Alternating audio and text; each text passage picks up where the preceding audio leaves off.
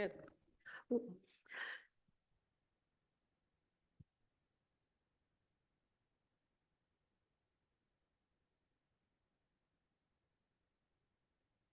Good evening. Members of council are assembled when you're ready to begin.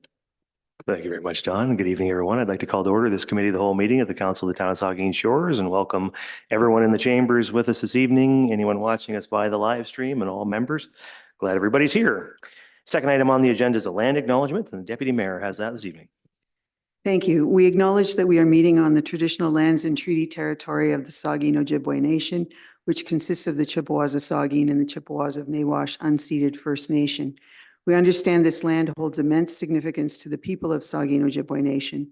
We appreciate those who live and work alongside us today and who continue the traditions of their ancestors as stewards of the land we are privileged to inhabit. We thank them for the contributions they have made in both caring for the land and in shaping this community. We commit to truth and reconciliation, to acknowledging the truth about what happened to Indigenous peoples because of colonization, and to reconciliation, which begins with each and every one of us. I'll just add in a comment that it was very appropriate for Chief Conrad Ritchie to participate with our 25th anniversary celebration on Saturday, and for him to have along with him an elder, David Root, who spoke very well about a number of connections between our two communities. As a local government and public organization, we are dedicated to learning about Indigenous culture, to fostering a better relationship with First Nations and their people, and we commit ourselves to actions that move us forward on a path to healing along with the Saugeen Ojibwe Nation. Thank you. So third item on the agenda is disclosure of pecuniary interest. Anyone have one of those that'd like to declare at this time? Seeing none, of course, you can do so anytime if you need to. No additions, deletions, or amendments, and no open forum requests that I'm aware of this evening. So that moves us on to delegations, and we have one delegation this evening, and it's from Mary Campbell, and she's here to talk to us about a Grand Fondo fundraiser. So Mary, when you're ready, and you have 10 minutes.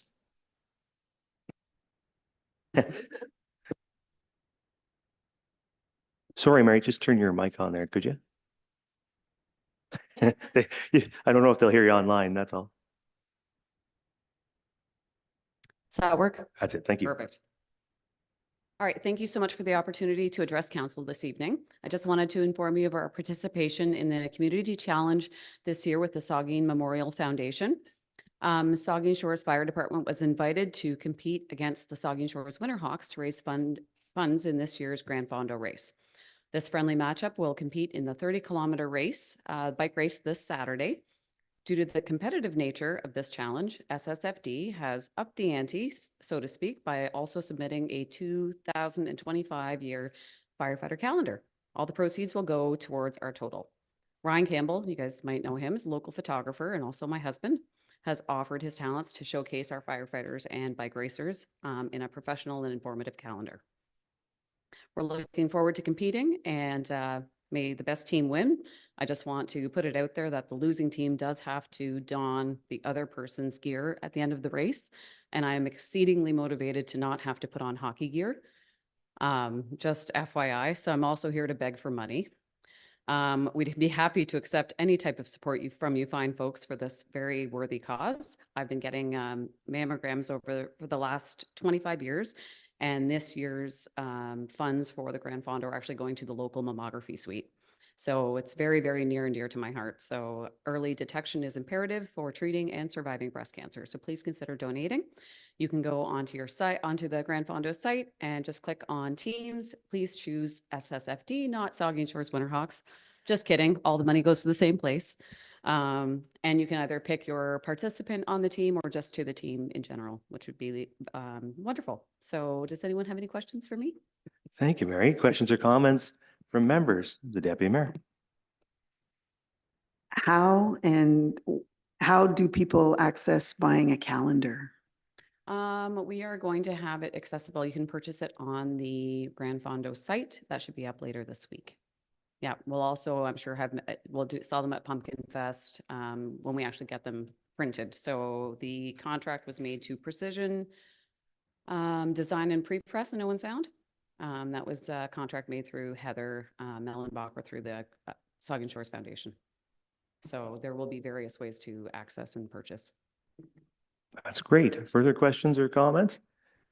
Well, thank you very much, Mary, for coming in here and telling us about this. We really appreciate the work that you and the firefighters and the Winterhawks are doing to raise money for the Saugeen Memorial Hospital Foundation and for the mammography suite in particular. It's, as you said, a really important investment, and the hospital foundation is just such an incredible organization, and our hospitals are incredible, and all the people who work in our hospitals. And for you guys to step up like this and do this to support them really is special, and it just gives us another reason to be really proud of our fire department. So thank you very much for coming in and talking to us about it. You're very welcome. Thank you for the kind words. Yeah, have a good night. Thank you. Okay, so now that's the end of our delegations, and we're on to 8 now, reports of municipal officers and committees. And the first one, 8.2.1, is a report on the Southampton South Area Drainage Comprehensive Environmental Assessment, and the Manager of Engineering Services is going to give us the presentation on that. So, Rahul.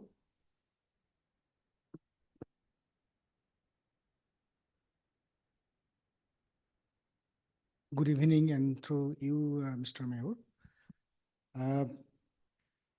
You know that we had done our master drainage plan early this year, and from that plan, actually, there is some recommendations on the next steps for our drainage system. So one of the highest priority to carry out a kind of comprehensive EA for 2 outlets catchment area, which is the outlet 12 and outlet 13, Island and Bay Street outlets. These 2 catchment area is identified for comprehensive EA in our master drainage plan. Our plan was to carry out this EA next year, but since we have some savings from our this year project, I think it will be a good opportunity to advance that EA 1 year. And if council approve this funding arrangement, then we can actually start our EA earlier, maybe earliest in the fall this year. So there will be a massive public consultation as part of this comprehensive EA. And this EA actually will identify very specific projects that we need to do to improve these areas. Especially on Bay Street, we are having flooding situation in every year, multiple times. And all the infrastructure, they are already at their age of their life. So we need some replacement as well. And there are some other environmental challenges we are actually experiencing because of the drainage issue in this area. So this is one of the highest recommendation from our MDP. We have also other recommendations, and we will be planning for them subsequently, like one by one, to implement those recommendations. Okay, thank you, Rahul. So there is a recommendation that council amend the 2024 business plan by adding the Southampton South Area Drainage Comprehensive Environmental Assessment as an engineering services capital highlight, and that council approve a funds transfer of $300,000 from the Victoria Street, Peel Street to Morpeth Street project to the Southampton South Area Drainage Comprehensive Environmental Assessment. Questions or comments from members? We'll start at the end and come around, starting with Councillor Halpin. Thank you, Mayor, and through you. I was wondering, is there ways that we can tie in the new flood mapping that Saugeen Valley Conservation Authority has done with our drainage plan? Because like it's right in the same, much of it is in the same part of town. And I'm just wondering, is there an efficiency in there? Is there a possibility to do that? Or how could we fit those together? Thank you, sir. Thank you, and through you, Mr. Mayor. Actually, the new map, the flood map, the CA had done is only for the northeast portion, not actually west side of the Highway 21. So I think they are working on that. So we will be actually linking that map project also in the RFP, so that whoever will be doing the EA, they will coordinate with CA if that time they complete the southwest part of the Southampton. So that will be included in the RFP. Councillor Mayat. Thank you, Mr. Mayor. Through you, So just to be clear in my mind, we're taking $300,000 that was approved in 2024 capital budget for the Morpeth Peel project. Is that project not going to be done, or did it come in 300,000 less than it was supposed to? Thank you. And through you, Mr. Mayor, actually, we have budgeted almost near to $3 million for Victoria Street from Peel to Spence, and we got the low bid. It's bidded very low, like 1.5 million. So we have savings. So it will be just from savings, transfer from savings from that project to the EA, this one. Okay, that's what I wanted to hear. Thank you. Okay, Councillor Grace? Thank you, Mr. Mayor. Thank you, Rahul, for this report. You do reference the Island Street study in your report, which is great. Back in 2015 and 2016, our engineering staff and infrastructure staff started working on strategies to improve that Island Street drainage out to the beach. That's one of our most popular beaches, and that drainage area is really an eyesore. There's a lot of erosion there. And that project, that study was funded, the town got a $20,000 grant from RBC. I think it's called their Blue Grant program, and a $6,000 provincial grant, which paid for that study. But it was abandoned after about a year, I think, of environmental assessment. So I'm really delighted to see this report coming forward, and the fact that it's expanded to encompass and broaden the scope to go down to Bay and farther south on Huron, because I know there are a lot of serious drainage issues along there. Also, your report mentions that sensitive woodlands area and how it's really important for us to take this information into consideration with any kind of further development that may be applied for in that area. So thank you very much for taking advantage of this and moving ahead with this quickly. I appreciate it. Thank you, the Deputy Mayor. Thank you. And through you, further to where Councillor Grace ended off, I wanted to ask a question concerning the report references projects every now and again through it. And Councillor Grace brought in a particular area of town, which is private property. I wanted to ask, is there any potential impact on individual properties throughout this process that you would note right up front that would be opportunities or challenges or disadvantages associated with individual properties in the area that we're talking about? Thank you. And through you, Mr. Mayor. Actually, some of our outlets, they ran through private properties. One actually, if I'm not wrong, it's 365 Huron Street South. We have a creek, which is ended up our outlet 13B. And we actually received multiple kind of concern and complaints from that owner.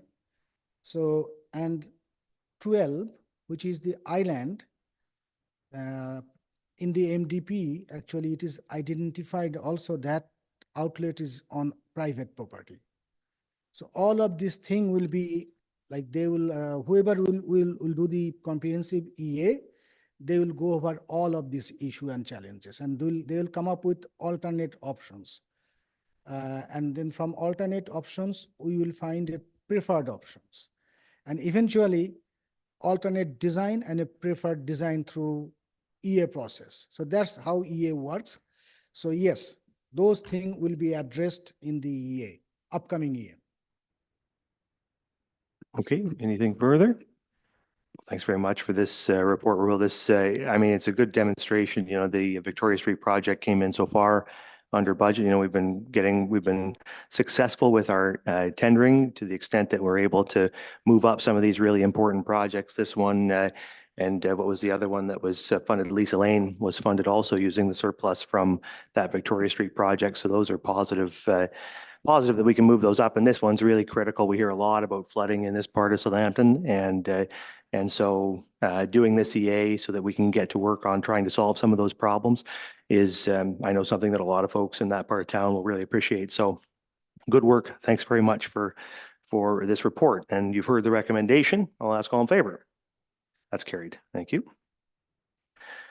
All right, so now we're on to 8.2.2, which is options for ward boundary and council composition project, and the clerk has that one.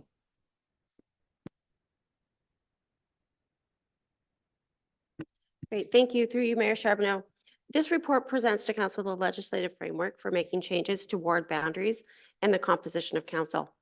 Also included are options available to council for consideration if they wish to launch an engagement process to garner the public's opinion on the ward boundaries and council composition that has been in place since amalgamation in 1999, 25 years ago. In case you weren't sure. In the report's conclusion, a recommendation of what the review could look like has been outlined.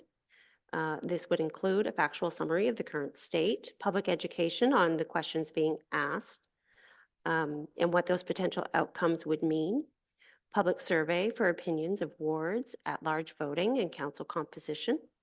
The results would form a recommendation with a potential bylaw if needed. Council may also direct for there to be a question on the ballot, which may be to adopt the aforementioned bylaw. Minimal costs associated with the proposed review. The largest investment would be staff time. $3,000 would be proposed for the 2025 budget to cover costs associated with publishing notices or producing other communications. I welcome any questions council may have. Thank you.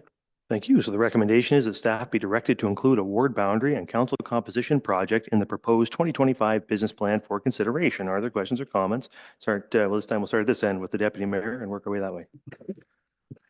Thank you. Thank you for the report, Dawn. If possible, I would appreciate, I think council would appreciate if you were able to quickly survey the other municipalities in Grey and Bruce counties and see who else is doing this at this time. Because I've seen news reports about a couple of other communities that are going through similar discussions and thinking, it's time for a review and to see where we'll end up. I don't know if that might lead to some opportunities for shared knowledge or shared resources or something like that. But I'm pretty confident there are at least 3 or 4 communities, if not more, that are undertaking the same situation. I think this is incredibly timely right now because the fastest growing part of Saugeen Shores is actually happening in the former Saugeen Township lands. And I would suspect that many of the people moving into those individual houses or those apartment buildings would identify more with that they're living in Port Elgin or living in Saugeen Shores instead of the township. So there's I think a good opportunity here to just engage the community in some conversation about how we elect people and, technically how big the size of council is too as part of it. But I do think that there's a very different sense of, I don't want to call them divisions in the community, but certainly, there's definitely people who now consider themselves as living somewhere that where they would vote would be different. And, that's probably not a good way to move forward. So I look forward to whatever comes of all of this. Thank you. Thank you. Further comments, Councillor Grace, and then work our way down. Thank you, Mr. Mayor. Thanks very much, Dawn, for preparing this report and finding the material from Innisfil. Didn't read all of it, but I read some of it, and it's interesting to see the comments of the council members there polled about I think they have 9 as well on their council, and their views about the pros and cons already, which we're not really getting into tonight. We will later. But I certainly would echo the deputy mayor's comments about how this is really an appropriate time for us to do this because of our growth. I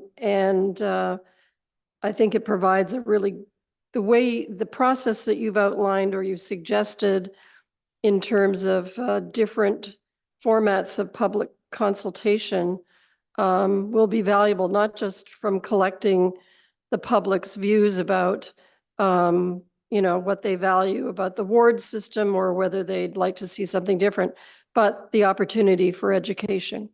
So thank you very much. Thank you, Councilor Davinsky. Thank you, Mr. Mayor. If we go to page 3 of 4, which will be the ward boundary and council composition changes, and near the bottom, it says also important to note that the results of a question on the ballot may be binding for the adoption of a bylaw if the majority of votes cast are in favor. For the results of a question, if at least 50% of eligible electors vote on the question. Are you saying that we have to have 50% of the electorate out for any given election that this question is on? Because we haven't done too well with the 50% mark lately. Thank you. Through you, Mayor Charbonneau. So there's two different pieces to the percentage of eligible electors. When we're talking about a bylaw, so if it is a bylaw that is sort of the question, if you will, yes or no to adopting a bylaw, the percentage is not a factor. Okay, we could have 25% come out and the results are what they are. But if it is a question, so if your question is, I'm trying to think of a good example off the top of my head. Unfortunately, I didn't bring one. So suppose it was the at-large, just if we were to say yes or no, do we go with at-large voting? In that case, if we had 50% turnout, those results are binding. But if we had less than 50%, council is not bound by those decisions but may still go with the majority. Thank you. Very interesting to know. Thank you. Further comments, Councilor Mayad? Yes, thank you, Mr. Mayor, through you. Couple of comments and then a question or maybe two questions. When I first saw this on the agenda before I opened and read and I went to the Innisfil site as well, my first reaction is my normal reaction, which is, here we go, we're going to see Saugeen boundaries shrink because of the urban sprawl that has taken place, as was pointed out by Deputy Mayor Huber. There's all that sprawl has taken place and is largely in Saugeen ward, even though, as was also pointed out, most of those people consider themselves to live in Port Elgin or Southampton. And in fact, I think that's more driven by the post office, because I clearly live out in the country on a farm, but when I write my address, I write Port Elgin because that's where the post office is. And when I tell my friends from out of town, when they say, where do you live? I say, I live in Port Elgin. I don't tell them I live in Saugeen Township, right? It's just one of those things that we've grown up with and got used to by the way you write your address down. But then when I went into some of the material in the Innisfil study, I saw that one of the objectives that they outlined was to balance the population across the ward. So clearly Saugeen Township right now is by far the lowest population of the three wards, in third place, followed Southampton second and Port Elgin first. And so the question would be then, do you see the balancing of the population being a priority, or simply by the fact that you live in a subdivision, you should be in the town boundaries, and farmland and rural areas should be in the ward area? Is that which are the sort of the priorities that are going to drive this? And I have a second question too. Thank you. Through Mayor Charbonneau. I think it's difficult to say at this point what a priority would be. It's going to depend on what the public comes back with. These principles, so again, on page 3, they talk about principles when it comes to ward boundaries and council composition. And these are all factors that are taken into consideration together. So it's not necessarily just one is the prevailing theory. I think probably when you have different scholars who are taking a look at it, they have one that they sort of base the majority of their theories on. But I think the balance is a prudent approach as well. It's going to depend on what the public wants, right? If we do go out to a survey and the public is coming back and saying that, you know, it should be with the settlement boundaries or something along those lines, I don't know what they're going to say, but you know, then that's council receiving that input from the public as to what it is that they feel the public wants to hear or wants to see in their representation on council. Is that? Well, I suppose the consultation factor with the public and hopefully open houses and hopefully we'll get a lot of interest, and it may in fact even spur interest in the 2026 election, hopefully. Because as was also pointed out, our turnout isn't very high of late.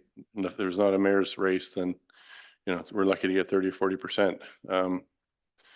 So hopefully the consultation takes that into effect and that we hear what people actually want. And I hope they don't just go by the fact that I always thought I was living in Port Elgin, so I may as well be in Port Elgin, right? Because that it's just you know, that's the people's perception becomes reality sooner or later. So my second question is with regards to the town boundaries as they were laid out in 2019 were also the boundaries for the divisions between Hydro One and Westario Power. So if we change those boundaries now, are there perhaps implications for that? No? I'll answer that question. No, there's no implication there. No. Are there, come back with the vice deputy mayor and then back to the deputy mayor? Vice Thank deputy you. mayor and then the deputy mayor. Thank you, Mr. Mayor. And I'm glad, I was pleased to see it's only $3,000. I don't think, in my opinion, is we shouldn't be spending a whole ton of time on this. You know, unless I'm talking to the wrong people, I haven't heard a whole lot of comments about ward system versus voting at large. I've heard from some, but certainly not banging down my door to say that your method of governance here and the method of voting is the wrong way to do things right now. I think things are going quite well. I'm hearing a lot of satisfaction from the community. There are people that are disgruntled. I'm not questioning that, but I think overall, I think the way we're governing this community as a council of 9, things are going well. And I think the study, if you put it on as a referendum, questions about boundary, you know, changes and composition of councils, I'm not sure governance is going to change a whole pile personally. So I'm glad we're not spending a whole ton of money on this. There's been call about getting rid of the vice deputy mayor position, doggone it, but might not have a seat in 2 years. But, you know, I think that's not a bad question. If that's what the community thinks is the right thing to do. Personally, it doesn't matter to me one way or the other. I think things are functioning quite well. And so we sometimes do these studies and do these reviews and end up in the very same place we started. But for $3,000, it's not a bad number. It looks like staffs can do the majority of the work. But I just think as far as governance, I'm not sure things are going to change a whole pile in 2 years or 4 years or 6 years with boundaries or council composition. So, but I'm glad to see the dollar amount's a small amount. Thank you. I'll go to Councillor Halpin and then come to the deputy mayor since he hasn't spoken yet. Councillor Halpin. Thank you, Mayor, and through you, I'd echo the Vice Deputy Mayor's comments that are we fixing something that isn't broken? I mean, people do call and ask questions and I answer emails. I have never got a call or a question about ward boundaries. So that's my comment. Thank you. Thank you. The deputy mayor. Thank you, and through you. I don't see this as an exercise to shrink ward boundaries or anything like that. I just see it as an opportunity to reflect on where we're at today in terms of how the community looks and have people engage in that. I did want to ask, though, this idea of a referendum question on a ballot, we don't necessarily need that. Changes can be made without that. Is that correct? Through you, Mayor Charbonneau, it is not required. It would be at the direction of council as to whether or not that would happen. I recall from earlier conversations that is something that was discussed at the table. So I just wanted to make sure the council was aware that it is an option and these are the parameters that are required around that. Yeah, if nothing further from anybody.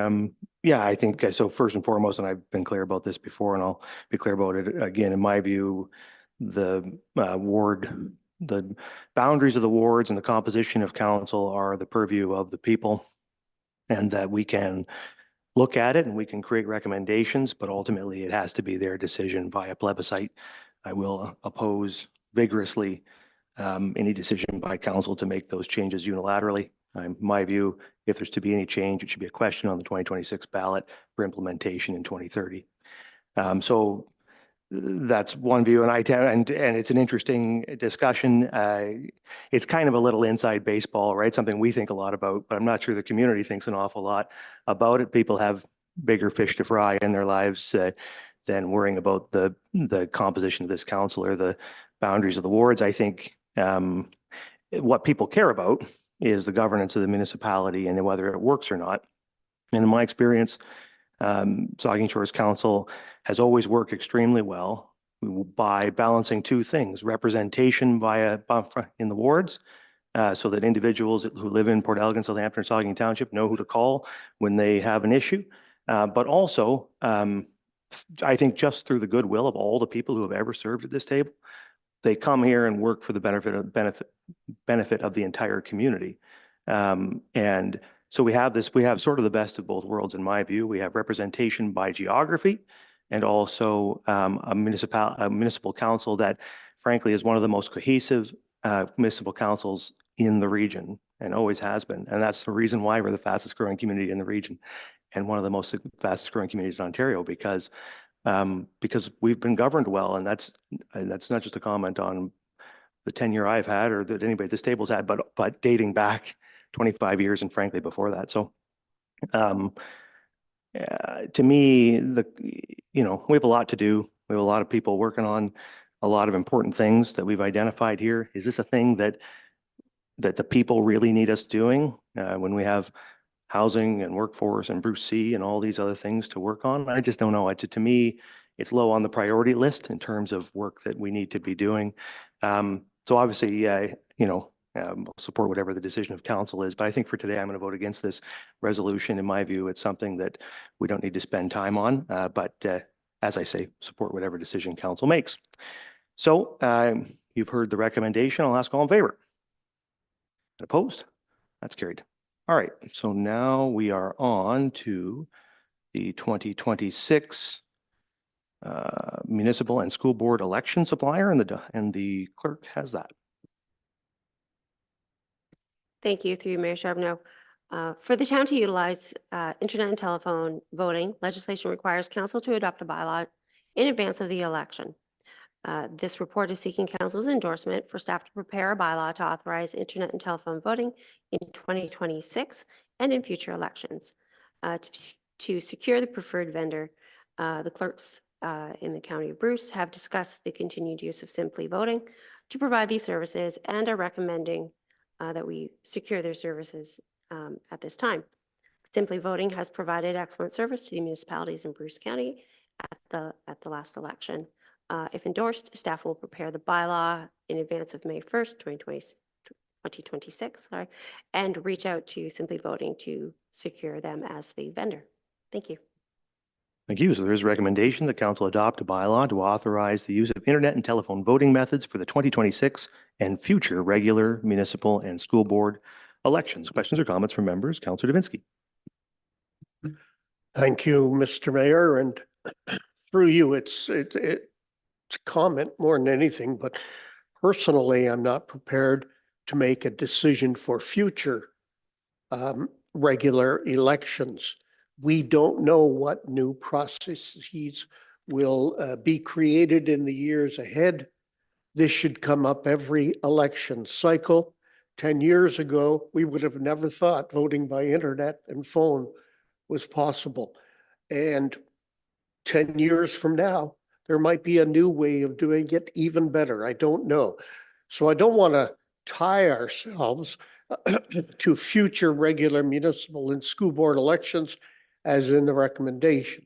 I would take it telephone voting methods for the 2026 municipal and school board elections and leave it at that.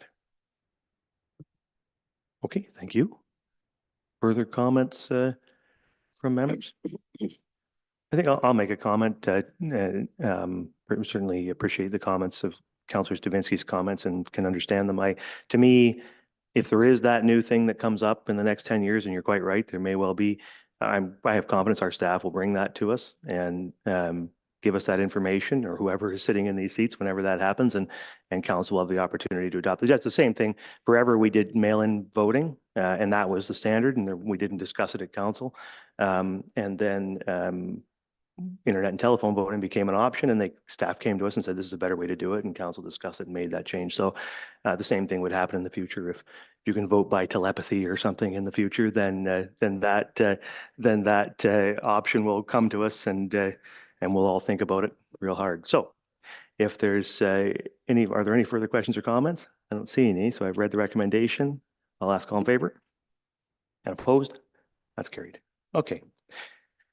So now we are on to 8.4, and there's several items, communication items there. I think there's 11 or, oh no, 16, sorry. I have to flip the page, 16 of them. So anybody wish to discuss any of those? The Deputy Mayor.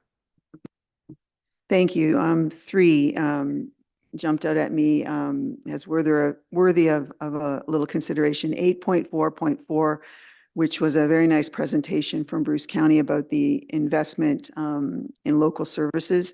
And, there was certainly some very specific information to Saugeen Shores, but there was also the offer of coming to do a delegation. So I would hope that we're welcome to that, because I think that would be a good chance to have perhaps a little more information than what's in the charts, and also have a chance to question. So I just would offer that as a suggestion. 8.4.13, which is from St. Catharines, about a Green Roads pilot project. I didn't find anything there that kind of suggested, hey, we should support this, because it's very specific to their community. However, in looking at the information we have about the High Street project, or the highway project that's coming, I noticed that there's language in there about ways to look at surface treatments that are a little more environmentally friendly and all that kind of stuff. So it maybe would be interesting over the next couple of years to look at what St. Catharines and other communities are doing with having pilots with very different road surface treatments, and just see how that might fit in here. And, we'll have road projects every year. So I didn't see something there that we could, support to the province, but there's something of merit there. The one that I would like to see us offer our own comment and support via a submission to the province, has noted in their presentation, is 8.4.15, which is about long service medals. And it's very specific to having the province establish programs which have long service medals recognition related to police officers and paramedics. And I think there's some merit to that, because there are programs in place for firefighters already. And, it just would be logical, I think, to include some other first responders in the province into a program. So the way that they've submitted it, it's got some specifics to their own community, but as you get towards the end, it's sort of bullet points that I think there might be some merit to us having our own submission that says, yeah, we think this is a good idea specific to police officers and paramedics. Thank you. So on that one, do you want to make a resolution endorsing the communication from the town of Bradford, West Gwillimbury? I would do that. Again, when we would write it up, it would be, not all the necessary language that's there specific to their community, because it mentions a specific person there. But yes, that's Okay. what I would recommend. So moved by the Deputy Mayor, and is there a seconder for the resolution? Seconded by the Vice Deputy Mayor, and then you have a comment. So it's moved and seconded, and the Vice Deputy Mayor. Yeah, there's one item I had circled, Mr. Mayor, as well. So I support what the deputy mayor is suggesting, I think it's a good one to support. Okay, any further discussion on that? I don't see any, so all in favor of that? That's carried. Okay, so we're moving on to other items then. We'll go to Councillor Grace. Thank you, Mr. Mayor. I too was interested in the St. Catharines Green Roads pilot. And they specifically referenced an application to the Green Municipal Fund through the Federation of Canadian Municipalities to test, to provide new funding for pilot projects to test innovative and ambitious technology to improve environmental outcomes.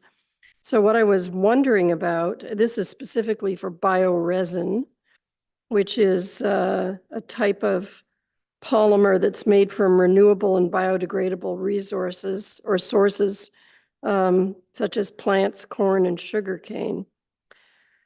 But they are also biodegradable and compostable. And I wondered if our staff could comment on whether I actually sent this to staff and asked if they are looking at this possibility, and is this something they'd consider, maybe not necessarily for the Goddard Street project, because I could see that might require, like I think in the Goddard Street report, it talked about some kind of concrete asphalt mix that they're looking into. But I was thinking that maybe for our Cottage Streets type study or one of those pilot projects, perhaps not for these three that are coming up, but for one maybe next year, it might be a good idea to apply for or consider looking into applying for this through the Green Municipal Fund. Thanks. I think staff can give us maybe some more information. If it's putting you on the spot tonight, really, you can make a comment on it now, or you can give us more details in a future report if you like, but I'll turn it over to you and if you have some comments for us tonight. Thank you, Mr. Mayor, and through you. I did a quick research, actually. I never had done this on. Get yourself just a little closer to the mic, maybe. Okay, might be. So, and I will speak up, notice. So I had done quick research. So far, my understanding, these materials is used on road base, not with asphalt, okay? So it's not applicable to Godrich because we are not doing any road base on Godrich, but we will explore a future option that if we can do more research and can get any kind of funding, then maybe we'll consider that. Yeah. Very good. Thank you. Are there further items? Councillor Davinsky. Yes, thank you, Mr. Mayor. Whole whack of them. 8.4.11. This is the squeaky wheel gets the grease sort of thing. I think we should be or directing staff to prepare a letter and send to the appropriate people, including MPP Lisa Thompson. That has to do with the shortage of physicians. I realize everyone is in that boat, but if we don't keep harping at it, then they'll think that we're satisfied, and we're not, because we need more physicians here than ever before. So I would like to see that happen. So you're making a motion then, Councillor, to support the AMO, the AMO item, oh no, 11, sorry. I've got to flip my page back. To support, it is from AMO though. Yeah, so to support the AMO resolution on joint health resolution campaign. Yes, sir. So is there a seconder for that resolution by Councillor Davinsky? Councillor Mayette. I will say that I think that's a good idea to support that resolution and to support the work of AMO just in general. They do good work on our behalf, and this is, you always know if it's coming from AMO that it's been well put together, and our support for it is appropriate. So if there's nothing further on that one, I'll ask all in favor. That's carried. Further carry on, Councillor Davinsky. Yes, thank you. The very next one, as a matter of fact, the call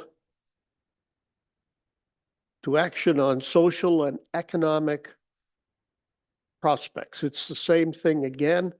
We have talked about this many times, but AMO has a letter here, and it allows, I would move that staff prepare a letter with the local insert. About 3/4 of the way down, there's a place for a local insert, which should come from you, Mr. Mayor, and then send off to the ministers. And everyone should include MPP Lisa Thompson, who obviously isn't in this list. But I would move that. Okay, so Councillor Davinsky moves support for the AMO policy update call to action on social and economic prosperity review letter. And the direction would include inserting the local information as requested and that this be circulated to MPP Minister Lisa Thompson. Is there a seconder for the resolution? Seconded by Halpin. Any discussion? Seeing none, then all in favor? That's carried. Anything further, Councillor Davinsky? Yes, sir.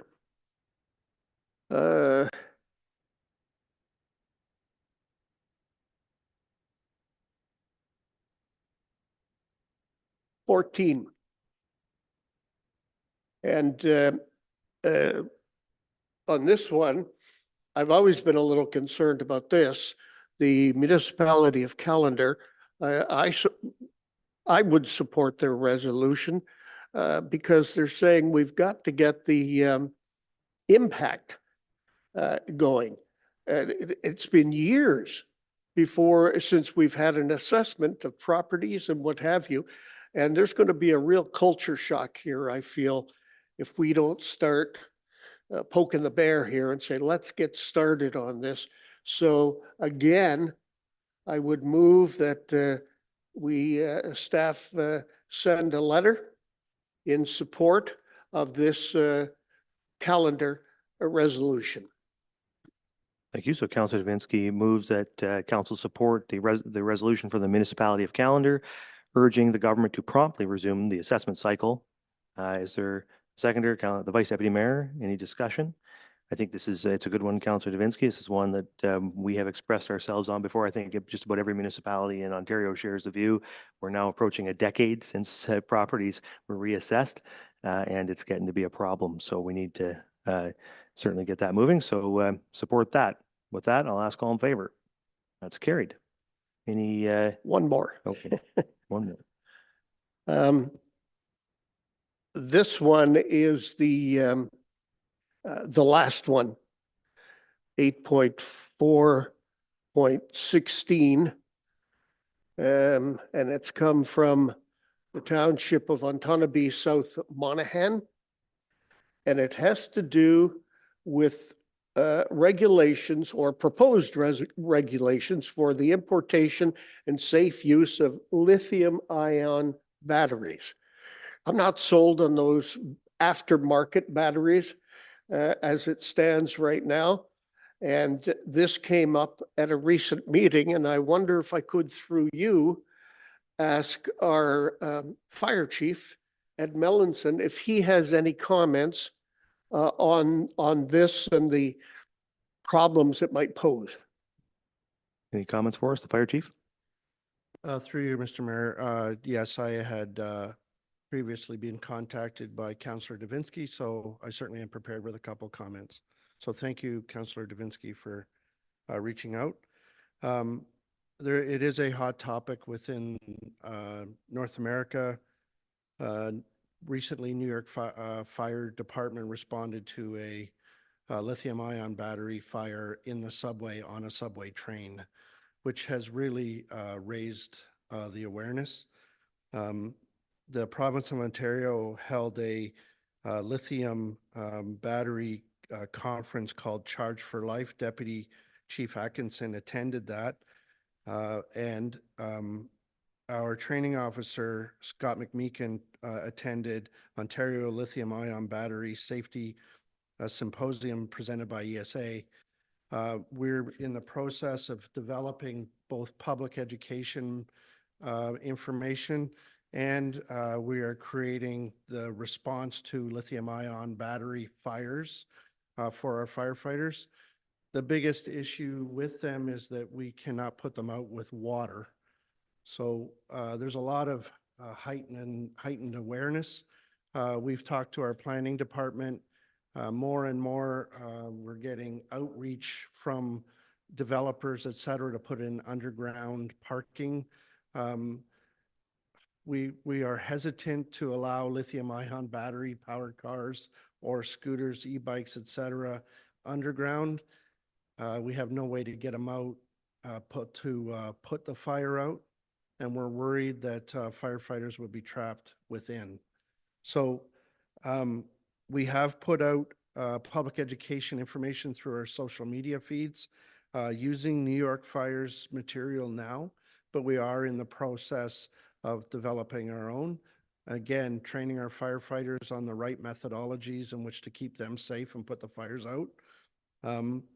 But I will say that this correspondence that's before you is being mirrored and mimicked throughout the province, and I support this wholly on not using OEM or original equipment manufacturers, charging cords, or batteries off of vendors like Amazon that fit the OEM equipment but are not made by them. And that's where we're running into trouble, is overheating, runaway thermal expansion, et cetera, caused by not the right equipment. Okay, thank you. Councilor Davinsky? As a result of that, I would move that we direct staff to, again, send a letter of support to all involved, but include our MPP, Lisa Thompson.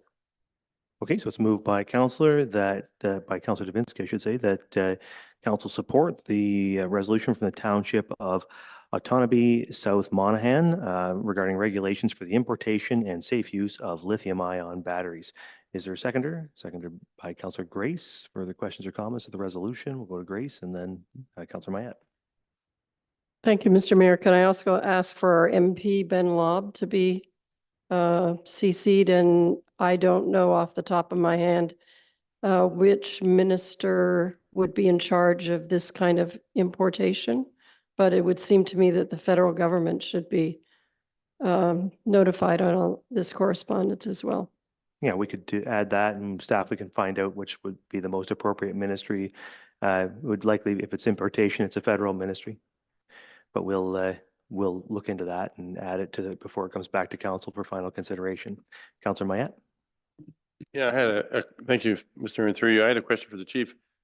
You said water doesn't put out the fire, but then you said later you have no way of putting out the fire? There's no, like, FFF doesn't do it, foam and things like that, or CO2? No, through your Mayor, to the councillor, they've had instances where in Europe they're taking lithium-ion battery fires and immersing them in a like swimming pool, almost a sea container, and taking a vehicle and putting them in. Weeks later, taking it out, and they catch fire again. Huh. So the problem is lithium and water don't like each other. So it is, I understand why we have to go to alternative energy sources. Like everything else, as we clamor to get where we need to be, there wasn't a lot of forethought on how we're going to do that. So we're catching up quickly, but. Any other questions or comments? It's just like every other energy source. Gasoline isn't all that safe either. So there's always going to be some downsides to these things. So something we're got to work on. I was just interested to note when you started that comment, you said it was a hot topic, and I'm pretty sure every topic you bring to us is a hot topic, isn't it? Fire True chief? enough, sir. All right. Okay. So with that, it's been moved and seconded. I'll ask all in favor. That's carried. Thank you. Okay, is there anything else on any of these items, the Deputy Mayor? If I could just go back, thank you for a minute to the AMO one, which was about related to the medical crisis in Ontario with lack of physicians. There was a mention in it about delegates to the AMO conference next week, setting up a meeting with the OMA. I'm not too sure. I know at least 2 members of council are going to that. Do we have, did someone set up a meeting as mentioned in here? Okay, Councillor Grace is nodding her head there. So, because it seemed like a good opportunity just to follow through and at least state the case a little bit more. Thank you. Councillor Grace? Yeah, according to my calendar, we've got about 6 or 7 meetings that day. We have a delegation with the Minister of Health about primary care issues on Monday. Yeah, we're going to be well represented at AMO, and that's one item we can talk about. Yeah. Okay. Okay. So if there's nothing further, that brings us to the end of the Committee of the Whole agenda, and we'll do statements by members, and we'll start with the Deputy Mayor. Thank you. And through you, a couple of things. It's been a long time since we met. A couple of community events that I just wanted to highlight. I attended the big book sale at the Bruce County Library main office, or the distribution office on the corner of the 10th concession and the highway. It was extremely well attended, and kudos. I don't know, Luke, if you still sit on the library board. No, but it was a good event. I was a volunteer at the sport camp that was held at Southport Church. And if there's any doubt that we need more kid activities in this town, there were about 200 kids there every day doing lots of different activities, and it was extremely well subscribed to. And whatever we can do to have more children involved in more activity in the summer, I think there would be parents who would be so grateful for that. I represented council at the Marine Heritage Festival opening at the museum, and it was an anniversary of sorts from when they began. And I did speak about how it all got started and how it has developed, and I hope represented the mayor very well, because it was, I think, the first time you hadn't been able to be there. I also, the next day, went down to the park, and Lisa Billings from our community services division was there with the bike valet again, and she brought along the button maker. So I positioned myself to make buttons for a couple of hours there, and that was extremely well received too. And the bike valet was extremely well received again too. I and a couple of other members of council were at the Southampton Residents Association Annual General Meeting on Saturday afternoon, and I'll maybe leave them to make some additional comments about that. I did want to also signal or specifically mention a couple of firefighter things, since there's 2 firefighters in the room. The firefighters were very involved in the Family Fun Day activity at Jubilee Park on Saturday that I think a couple other members of council were up there for a while. And they were there on a weekend volunteering their time. The trucks were out. They looked great. Kids were all excited. I know that there were a few pictures being taken in the hall with very heavy helmets being put on very small heads. And, you know, and that sort of thing. The public education unit, which I think Mary, I don't know if you're part of that, but no, but they were there too, and had an abbreviated course of the fire safety, junior firefighter safety program. That was extremely well attended too. And there was strategy, because there were numerous kids that I watched do it about 10 times, trying to get their time down. Of course, they weren't being timed, but Gary was, oh yeah, that was better than the last time. So, you know, he was giving them the encouragement that I think they needed. The other firefighter involvement that I'll mention is with the Parade of Champions. Mary was there for that, and she, along with having a very shiny piece of fire apparatus in the parade, she had a bubble machine, and the mayor and I were on a float few behind you. And certainly we heard when the bubble machine came on, we heard lots of very positive comments from the children on the side of the road. So way to go, Mary.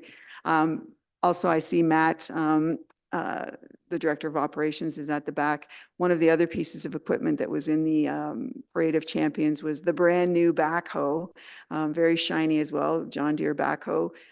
The operator that was driving that was also volunteering their time on a weekend, I believe.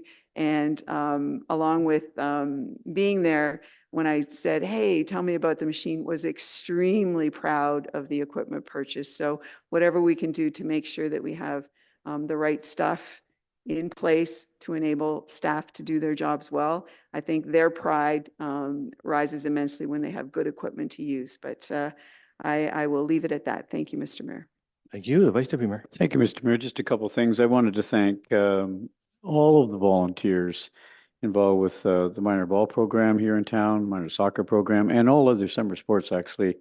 You know, a lot of coaches out there and managers and trainers, and, you know, to just give their whole self to their heart and soul to coaching these young kids in our community. 600 kids in minor ball this year. Wasn't 5, 6, 7 years ago, it was 300.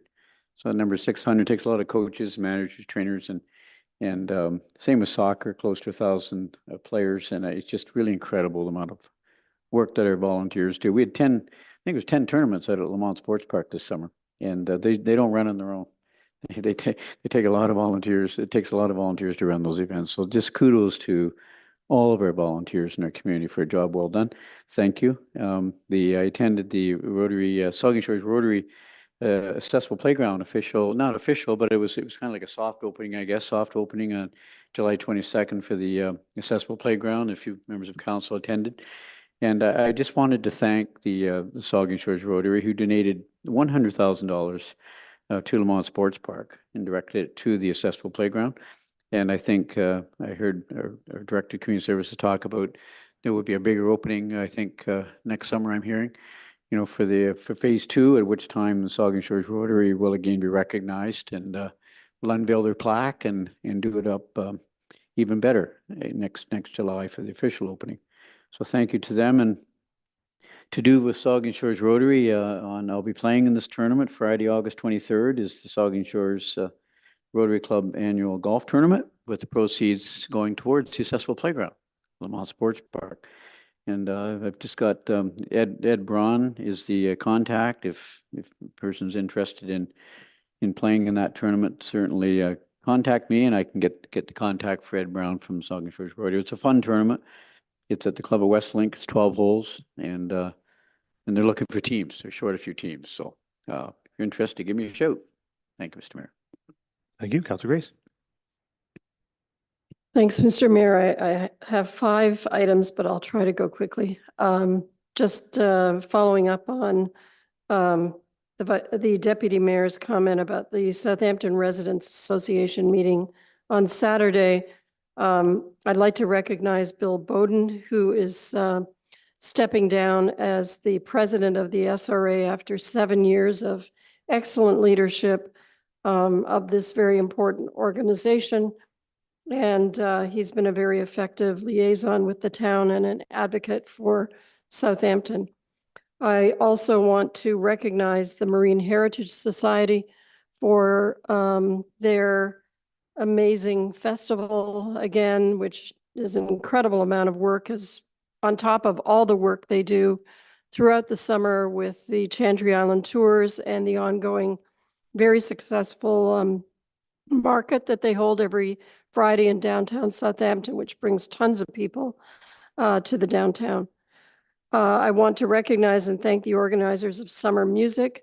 This is an event which takes place annually. It has for over 30 years, as hundreds of amateur music students and professional teachers and performers converge on our town. This year was in the last week of July, and this year's camp exceeded the number of enrollees by almost 100, and also provided several popular public performances. Of course, this past weekend's 25th anniversary festivities, I just want to say many, many thanks to our staff for all their work on this, the visiting dignitaries, especially the Lieutenant Governor, who took the time to come here and really, I was so impressed with how immersed she became in our town. Our BIAs and local businesses, the support organizations like all three Rotaries, the many volunteers, and to all the residents and visitors who participated in the events. And I particularly want to recognize Neil Minaj for his vision in suggesting and then managing Sunday's Parade of Champions, the ceremony and the barbecue. It was a great turnout. It was very inspiring to see all of the exceptional individuals in our community who do great things every day to make our town better. And finally, on that same theme, I want to recognize the Bruce County Museum staff, particularly the archive staff who helps the Municipal Heritage Committee in its research and production of our interpretive historical plaques. Thanks. Thank you, Councilor Davinsky. Yes, thank you, Mr. Mayor. Many of the events that have already been mentioned. I attended the accessible playground soft opening, as our Vice Deputy Mayor says, on July 22nd. The kids loved it. If the adults were there for a photo op, but the kids really loved it and used it and played with it. And it is a state-of-the-art type of playground, and I hope others take advantage of it. On July 31st, we had a Cottage Streets meeting at the Bruce County, the Bruce Power Theater at the museum. Well attended, and some great questions. Rahul and Kobide and the others had answers, and I think most people came away with a better understanding of what was happening with the Cottage Streets. I too would like to say congratulations to everyone regarding the 25th anniversary. I didn't get to everything, but I'll tell you, I got to Friday nights at the Southampton BIA. And I'm sorry? Yeah. Okay. Southampton BIA on Friday night, that place was jumping, High Street. The restaurants were doing a bang-up business, and they were keeping everybody happy. There were some waits, but everybody seemed to take it in stride. And yes, I did go into the foaming dragon pit. I wanted to see what it was like. And also, I was at the SRA annual general meeting, and congratulations to Bill. I don't think any more has to be said there. One other thing I want to say about the BIA. We are working hard at getting towards having a high street revitalization that will be something to everyone. And it won't be as bad as some people say it will. And to tell you the truth, I'm getting tired of the types of comments that some people are receiving that do not deserve to have these comments made to them, about them, and so on. We are doing our best. If you have something to add, if you're dead set against it, say that and walk away. But if you've got a solution, give it to us. And we'd love to hear from you. I took a couple of hits on Friday night, and people just right in your face. I mean, there is a time and a place to do this. Please, people, be mature. We want to hear from you, good, bad, or indifferent, but enough of the name calling and so on. And I'm sorry, Mr. Mayor, we don't usually use this for that sort of thing. But I had to say that. And I have one final one. It's a positive note. October 11th, 2024, the first game of the Saugeen Shores Winterhawks Be there. God, I missed that voice. All right. Thank you, Councilor Davinsky. Councilor Mayette. Yes, thank you, Mr. Mayor. Just a couple things. Of course, the weekend was great. A lot of the festivities. Special thanks to Jill. I don't think she was pointed out specifically, but Jill Root did a fantastic job this weekend coordinating the whole show from start to finish. So great job. Great job by Andrew Kennedy and Pierre Donini of the BIA of Port Elgin for their Friday night street dance and free concert. That was really well attended and a good time had by all. Couple things that weren't necessarily in the forefront, but took place. The Sparks Training Center was hardworking in late July and early August. They put 30 kids through a comprehensive welding program. Thanks to our volunteer instructors, Kenny Kilday, Bob Coggy, and Rob Stanley was coordinating the event down at the NII Advanced Training Center. And every one of those kids, young people, passed with their level 1, 2, and 3 Canadian Welding Board certificates, and they are well suited for ongoing employment. The unions that were supporting the program are taking them in as fast as they can put them out. So that's a great initial, well, one of the early successes for the Saugeen Training Center. That's all. Thanks. Thank you, Councilor Halpin. Everything I said has been covered, so. All right. Well, yeah, I think it's been what, 4 weeks or something. So lots has gone on, and I won't get into all the things that I've been doing, but I just wanted to make one comment on the 25th. I was honored to be part of organizing that event for the last couple of years. I'm just going to read you a list of names here. Andrew Kennedy, Sarah Porter, Neil Minaj, Jill Root, Haley Lee Mosley, Morgan McCullough, Diane Verneal, the Rotary Clubs of Saugeen Shores, Port Elgin, and Southampton, Port Elgin Pumpkin Fest Committee, the Southampton BIA, Port Elgin BIA. We did a parade of champions on Saturday. Those are your champions right there. Those are incredible people. And what it demonstrates is when you bring all those people together, and that's just like, those are the organizers. And then there's all the people who help them out, which is a huge number of people. When you bring all those people together, you can do great things in this community, right? And that's what that demonstrates. And hopefully we'll see lots more of those folks working together in years to come and putting on great events in our downtowns and across our community. It's, I think, demonstrates, the hope of the next 25 years in Saugeen Shores, which are going to be brighter than the last 25. So with that, I'll take a motion to adjourn. Moved by Councilor Halpin, second by Councilor Davinsky. All in favor? That's carried. Regular council will commence at 5 to 8.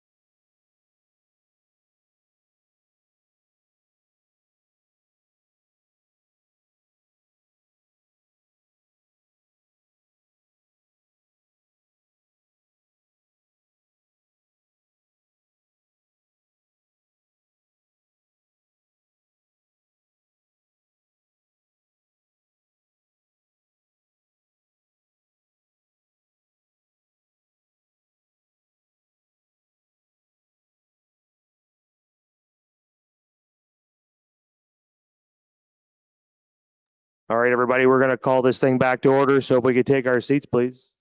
They can't hear me. That's weird. Hello, everybody. No? That's strange. Unless they're just. That's good. You cut through. You cut through better than me, Don.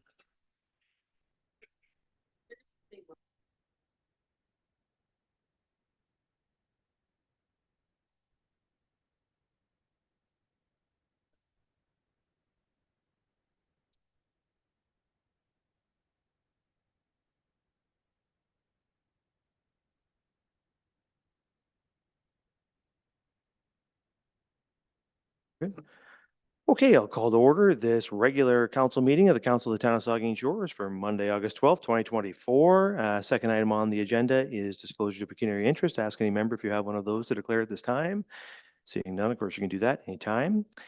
We have no additions, deletions, or amendments, so we're on to minutes, and we have a resolution that council adopt the minutes of the regular council meetings of July 8th and July 15th, 2024, and note and file the minutes of the committee of the whole meeting of July 8th, 2024, as presented. Is there a mover and seconder? The Vice Deputy Mayor and Councillor Grace, any questions or comments to any of those minutes?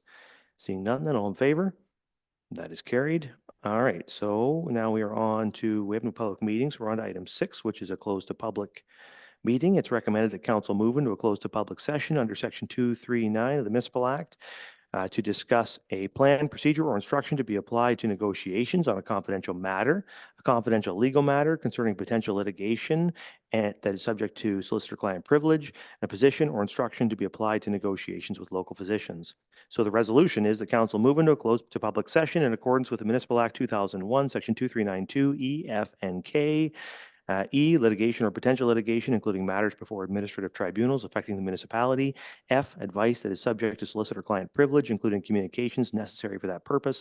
And K, a position, plan, procedure, criteria, or instruction to be applied to any negotiations carried on or to be carried on by or on behalf of the municipality. Is there a mover and seconder? Moved by Mayette, seconded by Davinsky. All in favor? Council will now move into closed public session.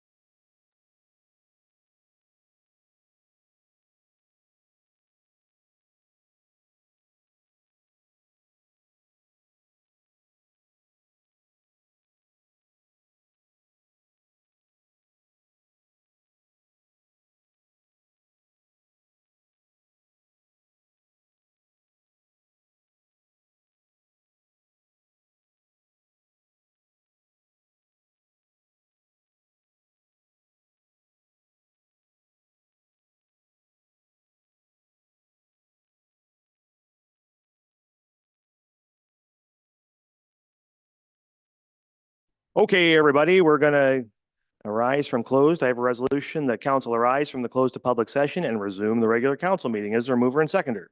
Moved by the deputy mayor, seconded by the vice deputy mayor. All in favor? That is carried, and I will report from closed that jeepers, what did council do? Council gave direction on a plan, procedure, or instruction to be applied to negotiations on a confidential matter.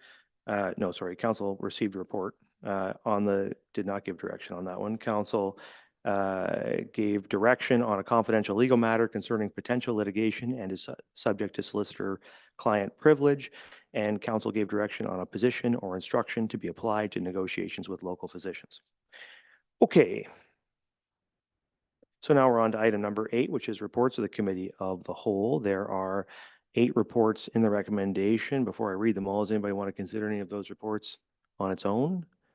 I don't see any request for that, so I'll read the recommendation or the resolution. It's resolved the council received the 2024 Major Initiatives, Division and Capital Highlights Quarter 2 Update Report for information. 2, the council endorsed the 2025 Business Plan Timeline, working toward a final budget presentation in December 2024. 3, the council received the Spring Business Camp Summary Report for information. 4, the council received the Municipal Services Fees and Charges Review Implementation Plan Report for information. 5, the council received the Society of United Professionals Condo Activity Update Report for information. 6, the council received the Healthcare Partnership with Kincardine Program Update Report for information. 7, the council received the Ontario Community Infrastructure Fund Allocations Report for information. And 8, the council direct a bylaw be prepared to open the road described as Lane Lot 21 east of Breadalbane Street, Plan of Southampton, being part of PIN 33259-0087, and that council direct the road be named Kovac Lane. Is there a mover and seconder? Moved by Mayette, seconded by Halpin. Questions or comments? Seeing none, all in favor? That is carried. All right, now we're on to item 9, reports of officers and committees. The first is a connecting links agreement for the Goddard Streets resurfacing. There's a resolution the council adopt bylaw 62, 2024 to authorize the mayor and clerk to sign the connecting links program contribution agreement 2024-25. Is there a mover and seconder? Moved by Halpin, seconded by the vice deputy mayor. Are there any questions or comments on the report there? Councillor Mayette. Thank you, Mr. Mayor, through you. Understandably, this is a grind and bind situation, as it's referred to. And the interlocking brick that makes up a couple of the intersections, is that going to remain after this? It is, eh? Ooh, we'll ask the manager engineering services. Oh, don't forget your microphone there, Rule. I think it's off. It's Rule. You off. have to push the button to turn it back on. There you go. I hope. Yeah, you got it. Okay. Thank you again. So, yes, we already had a consultant and we had a discussion with the consultant that we will be replacing with new or Oh, we'll repurpose the existing bricks and they will remain, they will stay. oh, but they will come up and be put back down. Yeah, because we have some dip and depression, so we have to fill the Yeah. base and then we'll replace them either with new one or if we can repurpose the existing, we'll repurpose them. So Okay, that's the discussion. very good. Thank you. Are there any other questions, Vice Deputy Mayor? In relation to that question, just building on that, will they be, I've had a few residents over the years talk about recoloring them. You can't really, there's maple leaves in there, right? Will they be recolored? Thank you. And again, through you, Mr. Mayor. Yes, all the maple leaf will be recolored. Wow, with the new, or maybe new bricks. that's new- perfect. Very good. Any other questions or comments? Councillor Davinsky. Thank you, through you, Mr. Mayor. Is there any infrastructure work going to be done as the road is worked on, much like the Southampton High Street plan? So currently the consultant is doing the coordination with our public works and operation. If there any underground infrastructure need to be addressed, we'll do that. So we may need some improvement on the existing storm drainage and maybe some adjustment of the existing manholes.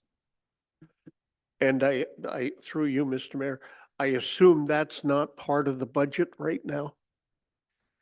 Storm system will be the part of the budget, But if we need to do any water or sanitary, that will be on us. But so far, the review we completed with our public works, there is no major issues with any underground infrastructure on Godrej.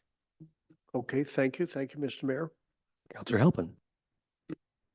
Thank you, Mr. Mayor, and through you. I understand that there's work to be done on this, but I have had questions asked about, since we're redoing Goderich Street, would we be discussing things like bike lanes and things like that as well as part of this project? Thank you.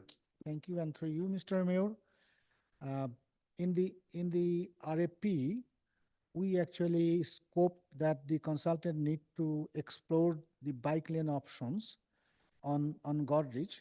So they're working on it, and we also actually need MTO's approval. We are also waiting for their response on that one. Thank you. Any further questions? Seeing none, then all in favor? That's carried. All right, next is a report on the interim traffic and parking bylaw updates. There's a resolution that council adopt bylaw 58, 2024, a bylaw to authorize interim traffic bylaw updates, and the council adopt bylaw 59, 2024, a bylaw to authorize interim parking bylaw updates. Is there a mover and seconder? Moved by Halpin, seconded by Grace. Any questions or comments on this one? We'll start with the deputy mayor. Thank you. Through you, the stoplights, or sorry, the four-way stops that are recommended for future assessment as part of the 2025 Transportation Master Plan. I noticed that there's not very many indicated for Southampton. Is there a possibility of adding an intersection? The one that comes to mind, I see that there's one that's Saugeen Street and Victoria Street. The intersection that regularly comes up, and it came up again this weekend at one of the 25th anniversary items that I was at, or events that I was at, is the Clarendon Victoria intersection, which is, basically a half a block from the Saugeen Street Victoria intersection. But it's an intersection that a lot of kids are in that area. There's a school, and it's a long stretch of no stops coming down Clarendon. And I just wondered if there was potential to get that on the list for an assessment, either in addition to the Saugeen Street Victoria one or instead of the Saugeen Street Victoria one, because it's certainly, that intersection is in my opinion, a very busy intersection, and there's a lot of kids in that area. There's a school right there. So I just wondered about that.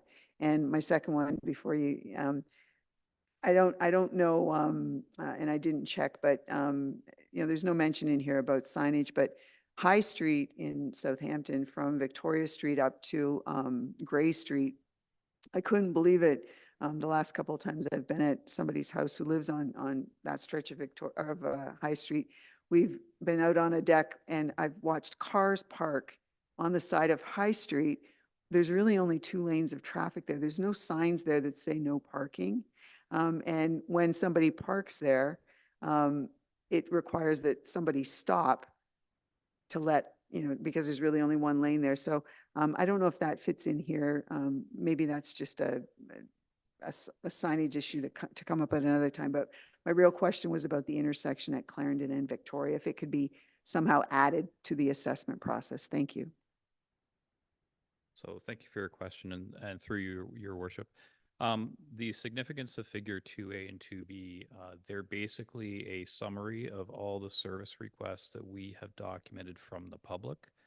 They're asks from the public to evaluate future 4-way stops or other improvements. There's nothing sacred about those figures. We could certainly add any other intersections that members of council think strongly about adding. So that could be added to the figures and added to the scope of work as well. We'll come to, I think I'd Halpin, and then I'll just come down. Okay, Councilor Halpin. Thank you, Mayor, and through you. I just wanted to say that this last couple weeks, about 3 different people asked me, why don't we have a 4-way stop at Nodwell Park? And I see that's on the plan there. So well done. And I just want to thank Matt for your department and how nimble and how quick you guys have been dealing with these things and the parking and that. So good job, Matt. Appreciate it. Thank you, Council Matt. Thank you. And through you, Mr. Mayor, I'm just, for clarity, the locations 1 through 9 on the Port Elgin map, and similarly on the Southampton map, doesn't mean we're going to put stop signs there. It means that we've allocated funds to do more detailed studies on those locations, except for the ones that are the safety related ones that were identified through the school, Safe to School program. So those 2 of those. So those 2 figures basically summarize all the locations where members of the public have documented concerns through our work order process. CityWorks is a software, and that is actually all that represents, all those maps represent. So Okay. the Safe to School location where we're actually proposing a new 4-way stop at Stafford and Johnston Street, we followed the proper warrant process. We took traffic measurements and pedestrian measurements in order to do it in accordance with the actual proper MTO Book 5 process. But that's the only one we had the resources to do internally. We don't have internal resources to do in the engineering department or public works department all of the other asks that are on there. Hence, it's included in the transportation master plan scope of work. Right. And so somebody has called in and identified these intersections and requested there should be a stop sign there. Could that be as little as 1 person? Possibly, yes. Yeah. Okay. Thank you. I think I had Davinsky next and then the Vice Deputy Mayor. Thank you, Mr. Mayor. Through you to Matt. Matt, I don't see High and Victoria Streets as a 4-way stop. On the revitalization plan, the latest one I've seen, there was an indication that there would be a 4-way stop there. Is it feasible? Has it been considered? Again, this figure just represents asks from the public, so it could be considered as part of the TMP, yes. Okay, so we have to it has to come from the public, or? No, anybody from council, anybody from staff can contemplate adding an assessment of an intersection in accordance with the warrant calculations and everything like that, or the public can. And we intend to basically follow the process properly for any such asks. The CAO has a comment. Thank you. Through you, Mr. Mayor. Just for clarity, the High Street, I think we want to not be too in front of the High Street design. So I think that is something that the consultants are looking at through that work. And it would mean that a similar report would come back, or those bylaws would get updated again if those changes were to happen. So again, if that's the design that's approved by council, when it comes forward, we'll put the implementing pieces in place to make it happen. Okay, thank you. Thank you, Matt. And thank you, Mr. Mayor. The Vice Deputy Thank Mayor. you, Mr. Mayor. I just would ask council to think about this in County Road 25, heading down to Lake Huron, past the Unifor Center. The new John Cowles Parkette on the right-hand side, and you make your way down the beach. There's the washroom facility there and a playground, and there's a couple of pinch points there, and I do it 3 times a day.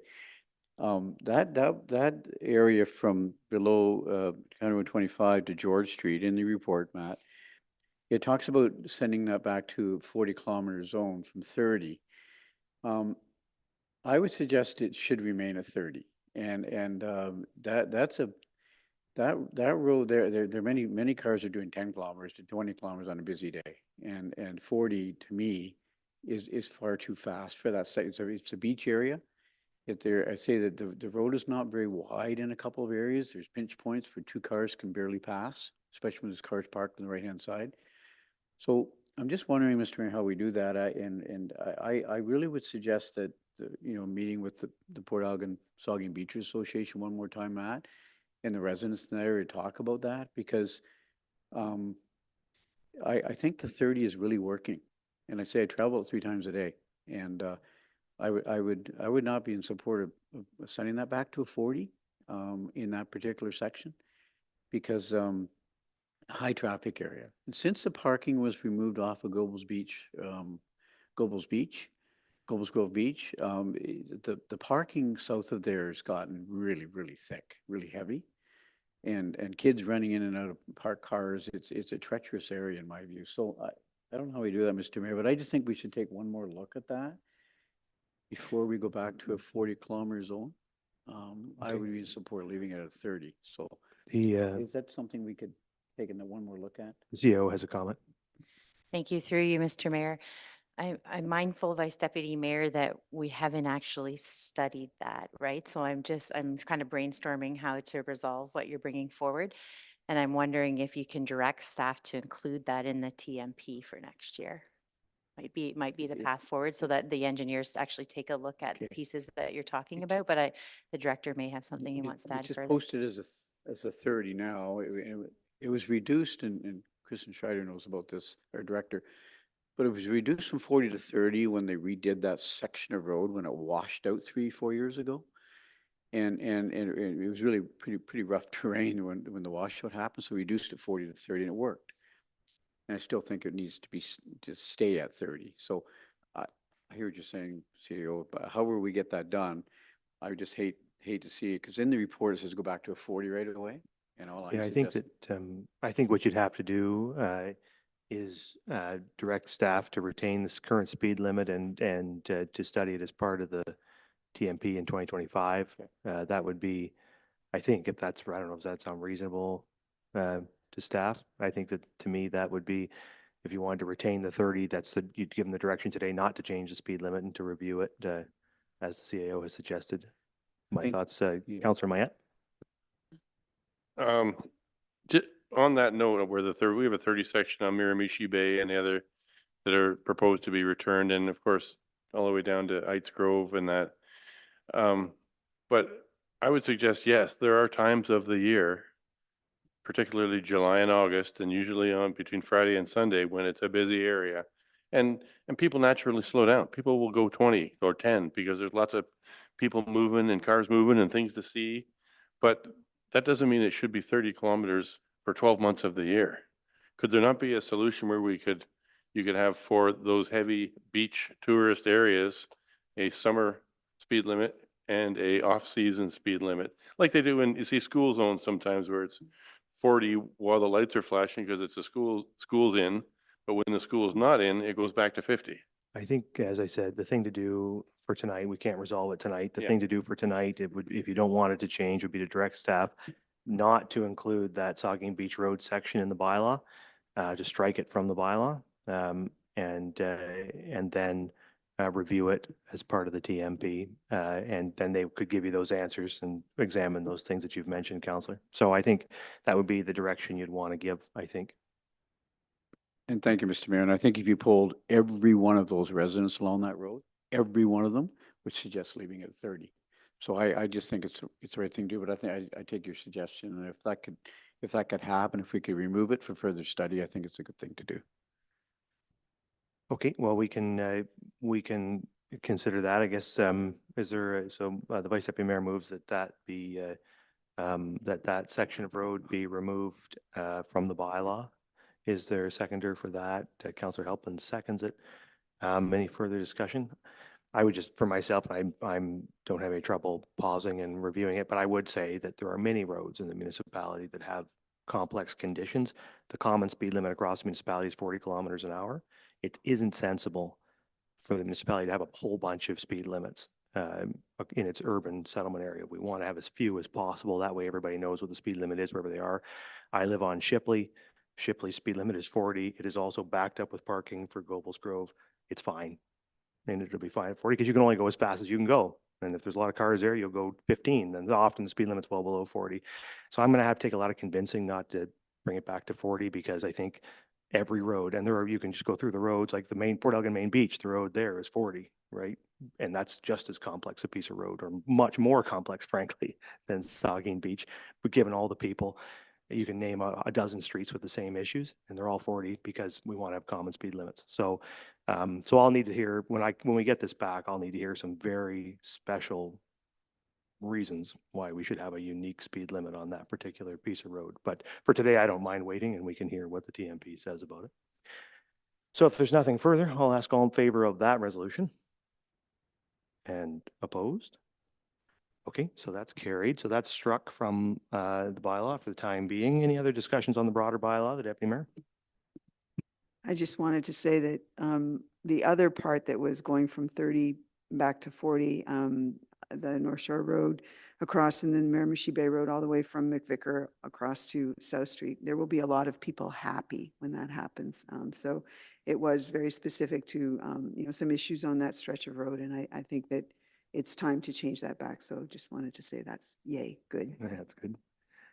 Okay, any other comments on this one? All right, so so the way this will read then is that council adopt bylaw 58, 2024, a bylaw to authorize interim traffic bylaw updates as amended, and that council adopt bylaw 59, 2024, a bylaw to authorize interim parking bylaw updates. Is that all right? So then that has been moved and seconded. So all in favor? That's carried. Okay. So now we're on to 9.3, resolution to authorize municipal funding agreement on the Canada Community Building Fund. The resolution is that council adopt bylaw 60, 2024 to authorize the municipal funding agreement on the Canada Community Building Fund between the Association of Municipalities of Ontario and the town of Saugeen Shores. Is there a mover and seconder? Moved by Grace, seconded by Mayette. Any questions or comments? Seeing none, all in favor? That's carried. 9.4, Striking Committee report on the Accessibility Advisory Committee mandate update. The resolution is that council adopt the Accessibility Advisory Committee mandate as presented. Is there a mover and seconder? Moved by Grace, seconded by the Deputy Mayor. Any questions or comments? Seeing none, all in favor? That's carried. 9.5, Accessibility Advisory Committee Accessibility Standards for Customer Service Policy. The resolution is that council approve the Accessibility Standards for Customer Service Policy amendments as presented. Is there a mover and seconder? Moved by Halpin, seconded by Grace. Any questions or comments? Seeing none, all in favor? That's carried. All right, that's the end of that. We're on now to bylaws, and there are 5 bylaws there for your consideration. Anybody want to consider any of the bylaws independently? Seeing no request for that, I'll read the resolution. It's resolved that bylaws 58, 2024, 59, 2024, 60, 2024, 61, 2024, 62, 2024 are hereby read a first, second, and third time and finally passed and sealed this 12th day of August, 2024. Is there a mover and seconder?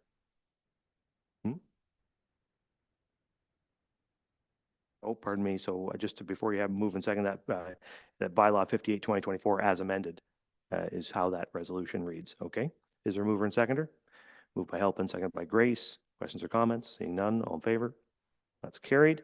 And the confirmatory bylaw, the bylaw 63, 2024, being a bylaw to confirm the proceedings of the Council of the Town of Saugeen Shores, is hereby read a first, second, and third time and finally passed and sealed this 12th day of August, 2024. Mover and seconder, Davinsky and Halpin, all in favor?